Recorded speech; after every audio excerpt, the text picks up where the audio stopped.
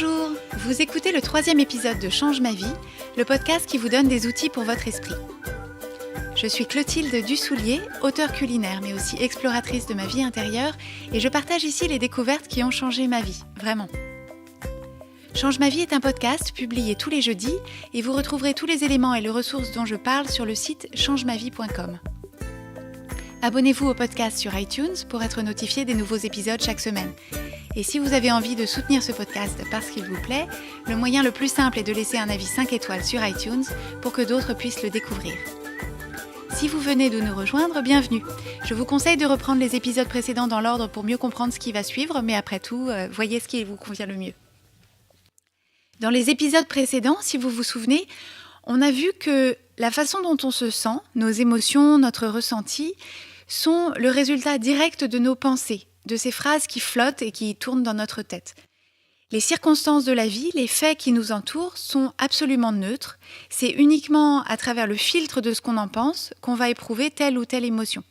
C'est pour ça que deux personnes différentes, qui ont des vécus différents, vont réagir très différemment à la même situation factuelle, en fonction de ce qu'elles en pensent.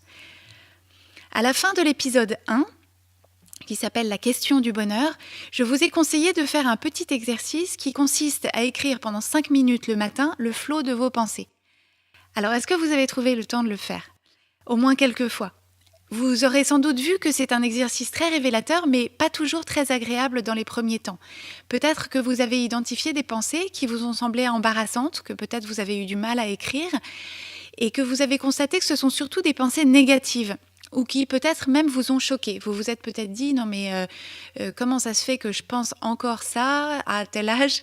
Ou pourquoi est-ce que je me parle comme ça ? C'est complètement normal. C'est pour ça que vous êtes là et on va voir ensemble ce qu'on fait de tout ce matériau qu'on a fait émerger. Alors, on pense que le cerveau humain est traversé chaque jour par environ 50 000 pensées. Il y a des gens qui disent 70 000, on va rester sur 50 000. Mais la quasi-totalité de ces pensées, à peu près 95%, c'est en fait les mêmes qui passent en boucle toute la journée. Et pour couronner le tout, 80% de ces pensées sont en fait des pensées négatives. Le cerveau a ce qu'on appelle un biais négatif, c'est-à-dire que naturellement, il attache plus d'importance et passe plus de temps à considérer des pensées qui sont négatives. On pense que c'est lié à l'évolution de l'être humain. C'est assez facile à comprendre quand on imagine être un homme des cavernes ou même quelqu'un pour qui la survie n'est pas assurée au quotidien. C'est plus important, c'est plus prioritaire de réfléchir aux problèmes et de s'inquiéter des dangers que de s'allonger dans l'herbe pour se dire que le ciel est vraiment beau aujourd'hui. Mais à part ce biais négatif, on est en droit de se demander d'où viennent toutes ces pensées qu'on a dans la tête. Et pourquoi est-ce que moi j'ai ces pensées et que quelqu'un d'autre a d'autres pensées ? Eh bien en fait, les pensées qu'on a dans la tête, si on ne fait pas de travail particulier dessus, elles sont construites exclusivement à partir de nos expériences passées. Ce qu'on nous a dit quand on était petit, mais aussi moins petit, ce qu'on a observé de soi et du monde au fil du temps, des années, et en particulier au sein de notre famille et de notre cercle proche. Et à chaque fois, comment est-ce qu'on l'a compris ? Comment est-ce qu'on l'a interprété ? On intègre aussi tout un tas de valeurs et de pensées qui viennent de la société dans laquelle on vit, à travers les médias, la publicité, les échanges avec les autres, ce qu'on lit dans la presse, dans les livres. Et en fait, paradoxalement, le cerveau préfère ne pas trop réfléchir. C'est-à-dire que son mode de fonctionnement idéal, c'est d'être en autopilote sur les sujets familiers qui se présentent régulièrement et au quotidien. L'idée étant de garder toute son énergie pour considérer et se faire une opinion sur des sujets nouveaux qui pourraient être schématiquement une source de danger ou une question de vie ou de mort. Donc, une fois qu'on a pris le pli de penser certaines choses sur certains sujets, une fois que le cerveau a bien cartographié ce chemin-là, en fait, il est très content parce qu'il cesse de se poser la question. Donc, il est en mode économie d'énergie et automatisation parce qu'il emprunte tout le temps le même chemin vers la même pensée. Donc, le même fait, la même pensée, le même chemin vers la même émotion. C'est une sorte de conditionnement qui se fait au fil du temps. Et en fait, là où il faut se méfier, c'est que quand on a pensé quelque chose suffisamment de fois, ça cesse d'être une pensée pour devenir une croyance, c'est-à-dire quelque chose qu'on ne remet même plus en question, qui nous paraît vrai dans l'absolu, alors que finalement, ce n'est qu'une façon parmi beaucoup d'autres de voir la réalité.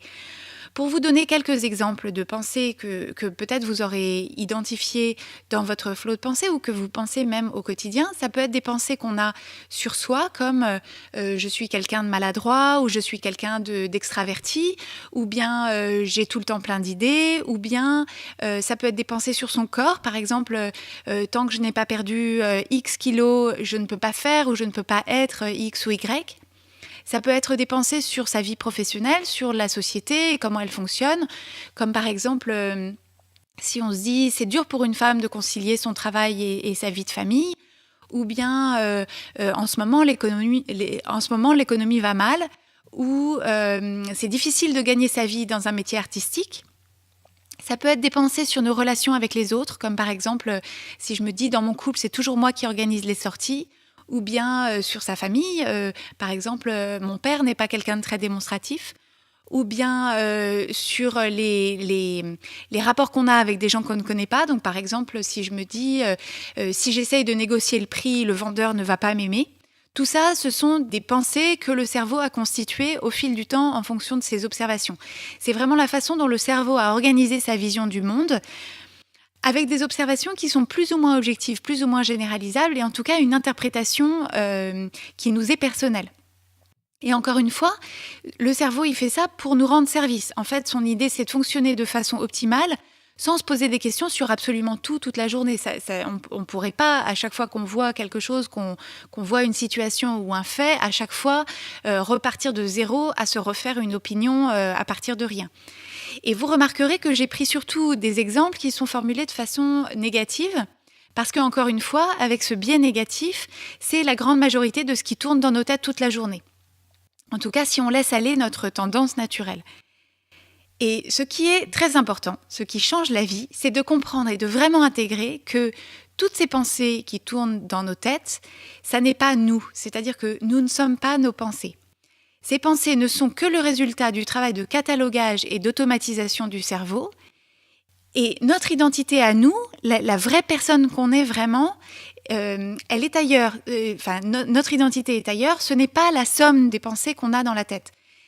Notre conscience se situe en fait à deux niveaux. Il y a un niveau où les pensées sont formulées, dites, répétées à longueur de journée. C'est une sorte de monologue ou de bavardage intérieur qui prend plus ou moins de place dans notre esprit. Mais en fait, si on y prête attention et si on le travaille, on s'aperçoit qu'il y a un niveau au-dessus. Ce niveau au-dessus, c'est le niveau de l'observateur qui est capable de regarder les pensées du niveau en dessous, du niveau des pensées, qui peut les identifier et qui en est plus ou moins détaché. Et en fait, c'est le fait d'avoir accès à ce niveau du dessus qui change la vie. On ne nous apprend pas vraiment à accéder à ce niveau de l'observateur et du coup, selon les personnes, il est plus ou moins accessible, mais en tout cas, c'est quelque chose qui se travaille parce que, en fait, cet observateur, ce niveau d'observation, c'est là que se situe le vrai nous. Notre identité propre, la vraie personne qu'on est, elle est à la place de cet observateur.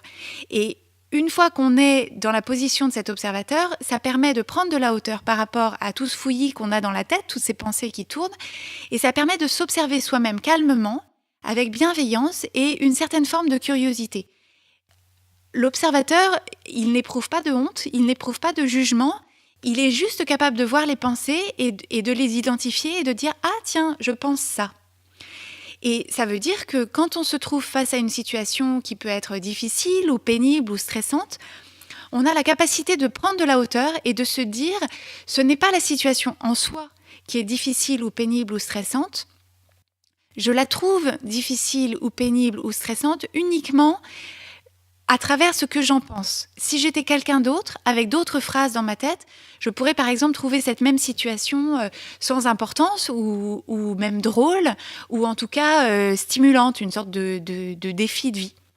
Et de comprendre ça, c'est vraiment puissant parce que si on se vit comme étant distinct de ses pensées, si la personne qu'on est vraiment, c'est cette conscience, cet observateur qui se situe au-dessus, à ce moment-là, on peut agir sur nos pensées et choisir de voir les choses autrement.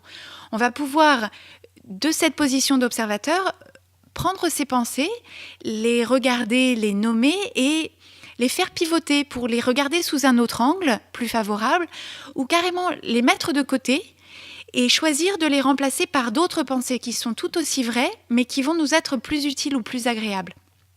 Alors on va voir ça, ce mécanisme-là en détail très bientôt, mais avant ça, la toute première étape, c'est de s'entraîner à identifier nos pensées et à s'en détacher, à les voir comme étant juste des phrases qu'on a dans la tête. Des phrases d'ailleurs qui, et encore une fois, il faut les identifier sans jugement. Ce n'est pas grave d'avoir ces pensées-là dans la tête. Et à partir du moment où on est capable de les voir, de cette position d'observateur, on a de quoi travailler. On a vraiment, c'est le matériau dont je parlais tout à l'heure. Donc, toutes ces pensées qu'on pense par automatisme, par conditionnement ou même par choix, on va pouvoir vraiment les regarder. Alors, vous allez me dire comment est-ce qu'on fait ? Eh bien, ça demande juste un peu de pratique et d'introspection. Et au fur et à mesure, ça vient de plus en plus facilement. Et ce qui est spectaculaire, quand on en a fait l'expérience, c'est qu'une fois qu'on est habitué, qu'on a accès à ce niveau d'observateur, en fait, l'escalier, on le monte sans effort. Et en fait, on vit sa vie en permanence avec cette espèce de double conscience où on a une pensée naturelle et immédiate sur une situation, mais en même temps, on a une partie de son esprit qui se dit « Ah tiens, je pense ça. Voilà, je suis en train de penser ça de telle situation. » Et alors là, on peut décider de choisir autre chose ou de rester dans cette pensée initiale, mais il y a toujours cette espèce de conscience au-dessus qui observe les pensées. Et en fait, c'est un peu comme quand on apprend à lire. Une fois qu'on sait lire et qu'on voit une phrase écrite, on sait lire, on n'a plus à se poser la question. Et bien là, c'est pareil. Une fois qu'on sait observer ses pensées, en fait, on les observe en permanence, mais de façon tranquille et bienveillante. C'est-à-dire qu'on n'est pas sans arrêt en train de se scruter pour voir ce qu'on pense, mais c'est juste qu'il y a une espèce un observateur tranquille qui est là et qui est disponible. Et c'est exactement ce à quoi sert l'exercice du flot de pensée que je vous ai proposé. Ce que vous avez commencé à faire, ou que je vous invite à commencer à faire si ce n'est pas le cas, c'est justement de vous distancer de vos pensées en les posant sur le papier. Parce qu'en fait, écrire ses pensées, moi je trouve qu'à la main c'est plus efficace, ça revient à physiquement sortir vos pensées de votre tête pour les voir devant vous. Parce que souvent, les pensées qu'on a dans la tête, en fait, surtout les pensées qui ne sont pas très agréables, on les pense un peu par bribes, on n'a pas très envie de s'y attarder, ce sont des pensées qui ont des contours flous et donc le fait de les écrire avec une phrase entière, ça permet d'en prendre conscience d'une façon vraiment, vraiment puissante. Et comme exercice pour cet épisode, je vous propose donc de continuer les 5 minutes de flot de pensée ou de commencer. Encore une fois, c'est un exercice que j'ai décrit dans l'épisode 1 de ce podcast qui s'appelle « La question du bonheur ». Et quand vous aurez terminé vos 5 minutes de flot de pensée, essayez de repérer et de souligner une pensée ou une phrase qui vous est douloureuse ou désagréable et essayez de vous demander pourquoi est-ce que vous pensez ça, d'où ça vient. Est-ce que c'est une pensée qui est vraiment vraie ? Est-ce qu'elle est toujours valide aujourd'hui ? C'est-à-dire, est-ce que c'est quelque chose que vous avez pensé pendant tellement longtemps que vous continuez à le penser, mais qu'après tout, aujourd'hui, elle n'est plus appliquée ? Et imaginez ce qu'une autre personne, dans cette même situation, pourrait penser de plus positif dans cette même situation, ou vous-même d'ailleurs. Comment est-ce que vous pourriez, cette pensée, la faire pivoter ou la voir sous un autre angle qui vous serait plus agréable et vous serait plus utile ? Et dans le prochain épisode, je vais vous proposer un outil à la fois simple et extrêmement puissant. C'est un modèle qui permet de vraiment comprendre l'articulation entre ces pensées qu'on est en train d'identifier, les émotions qu'elles génèrent et les actions qu'on entreprend sur la base de ces émotions. Vous retrouverez cet épisode sur changemavie.com et je vous invite à y laisser vos commentaires ou vos questions. J'y répondrai dans le prochain épisode de questions-réponses. Sur le site changemavie.com, vous pouvez aussi vous inscrire et je vous enverrai 3 exercices simples que je vous propose de faire pour mieux explorer votre esprit. Je vous invite à vous abonner au podcast Change ma vie sur iTunes et à suivre son actualité sur Instagram et sur Twitter sous l'identifiant « Oui, change ma vie » en un seul mot. Et n'hésitez pas à partager ce podcast avec vos amis si vous pensez qu'il leur changerait la vie. Merci, à la prochaine fois.